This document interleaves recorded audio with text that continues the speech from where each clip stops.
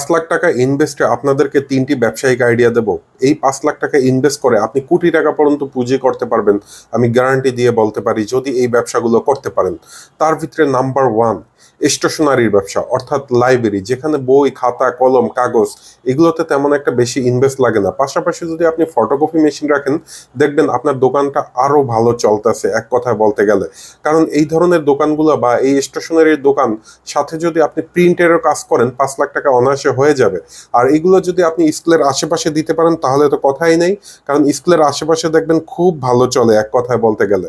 Number 2, আপনি একটি ফাস্টফুডের দোকান দিতে পারেন, কারণ ফাস্টফুডের দোকান কিন্তু এখন ব্যাপক হারে চলে। মনে করেন 2 লাখ টাকা যদি 1 লাখ টাকা দোকান ভাড়া অ্যাডভান্স নেন এবং আর 1 লাখ টাকার যদি আপনি ডেকোরেশন করেন, আর 2 লাখ টাকা ইনভেস্টমেন্টের মধ্যে আপনি ফাস্টফুডের ব্যবসা অনায়াসে শুরু করতে দিতে পারবেন।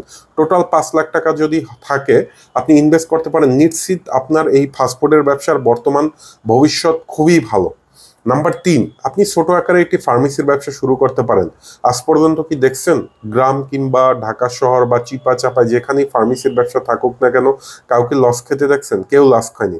আপনি যদি মোটামুটি একটা ছোটখাটো ট্রেনিং নিয়ে শুরু করতে পারেন তাহলে আপনি ফার্মেসির ব্যবসা দিতে পারেন, কারণ ফার্মেসির ব্যবসার ভবিষ্যৎ নিশ্চিত উজ্জ্বল।